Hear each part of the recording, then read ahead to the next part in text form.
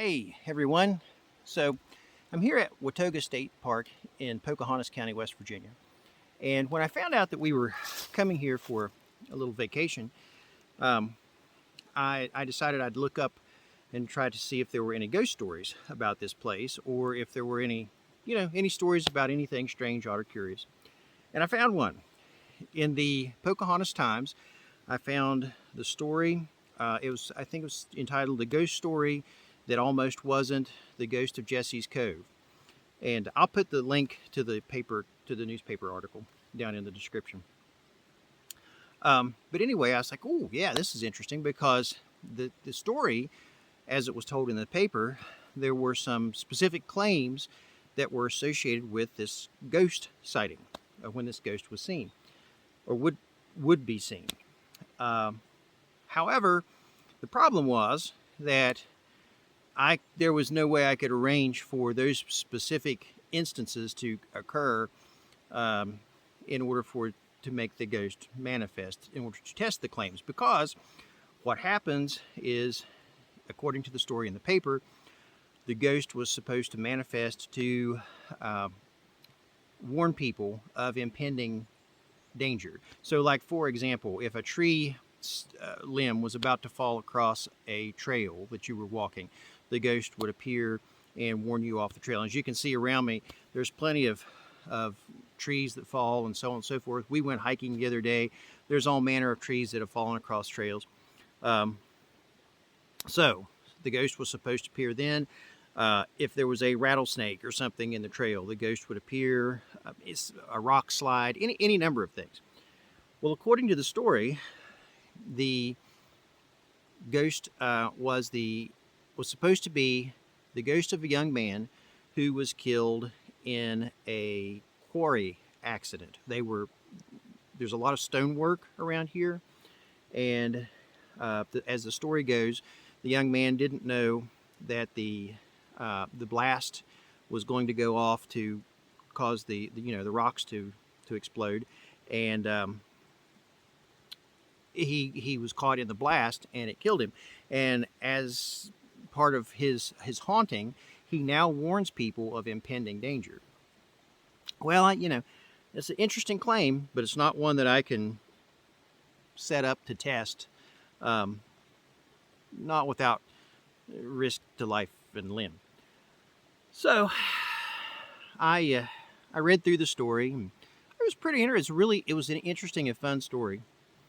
I got to the last line of the story, and there was a part in the article that said, about how the person that investigated this had sent away for some information to verify some records from the government. And a week later, he got the information back, and indeed, this person they did have records that this person existed.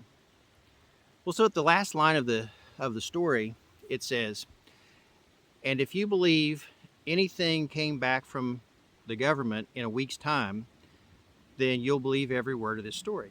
I'm paraphrasing that line. So I got to wondering, okay, how much of this is true and how much of this is just a story. So I wrote the gentleman who wrote the story. I emailed him, and unfortunately the email address was no longer valid. And so I went ahead and I emailed the publisher of the Pocahontas Times. And the publisher forwarded the email that I had sent him to the person that had written the story. Well, a few days later, the gentleman emailed me back. And he said, "Well, I'm glad you enjoyed the story, but basically none of it was true." It was a story that he'd written for the newspaper. He'd also written one for April Fools. So it was a Halloween party, or Halloween prank story, gag story. And he'd also written one for April Fools, and they were very well written and very entertaining. But I wondered if they were based on anything that was true folklore to the area, and it wasn't. He made up everything. Which, this is what I find interesting. If I saw that and had those thoughts and followed up on it and found out that it wasn't real, I wonder how many people maybe read that story or just saw the headline and said, oh yeah, there's a ghost at Watoga on Jesse's Cove. And I wonder how many people would then start maybe that story circulating.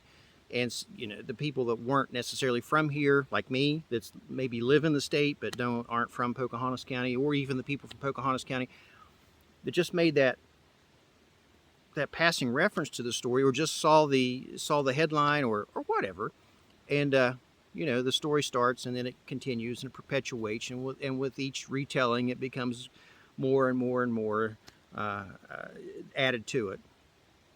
So anyway, interesting story, but if you see it, there's no ghost on Jesse's Cove at Watoga State Park. So sorry about that.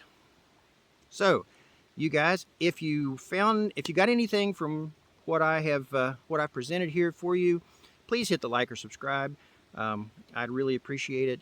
And see you on the flip side. Bye.